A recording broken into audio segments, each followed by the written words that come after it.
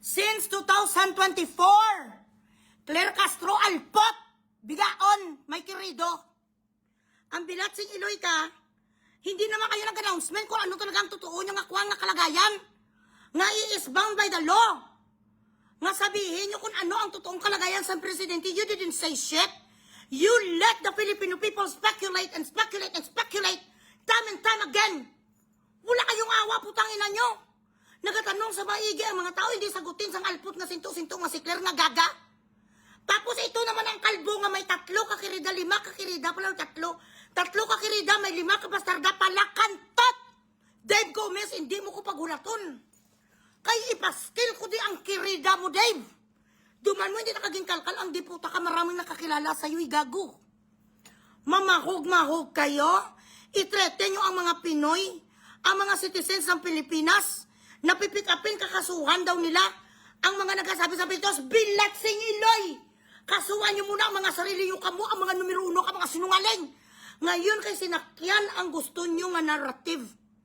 Ngayon gusto nyo nga sakyan ang pabuang-buang nga patay, buhay. Pero pala, huwag ka mo di bala magpapansin, bala. Doon ka mo bala mag-message. Habang nag-live ko dito, huwag kayo mag-insert, do not interject anything.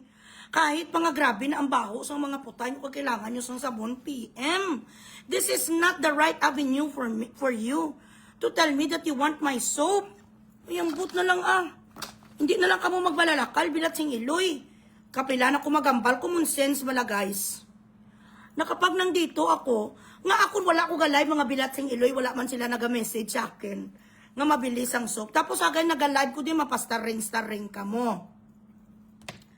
Ito 2024, ipakita ko na sa confidential, daw sabi sang St. Luke City, wala nag-respeto Heart, ano ka na, ginsendang ka na ni Manong mo, ginpadugangan ko to ang 5,000, pamukutada si Manong mo. Areyo, sandali. Ipakita ko ni bakit hindi pwede.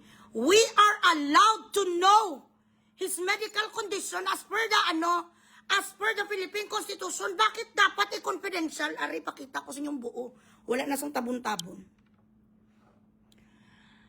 Medical Center, this is St. Luke's. Okay, first name, Ferdinand Marcos Romualdez. Ayan.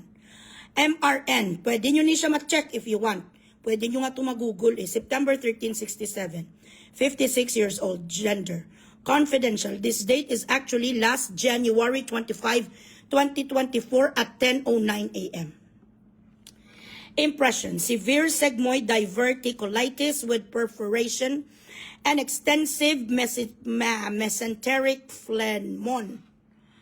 Deterioration, urgent surgical consultation recommended. Example for possible Hartmann's procedure or percutaneous drainage. Dapat palabasin ang mga nana. Palabasin ang mga inspeksyon kay bilatsing Iloy kadumi sang imong katawan. Ang intestine mo, President, ang intestine mo puno-puno sang lagu, baho-baho. Ito ang totoo, bilatsing Iloy, masakiton ka. Colonic obstruction or partial inflammation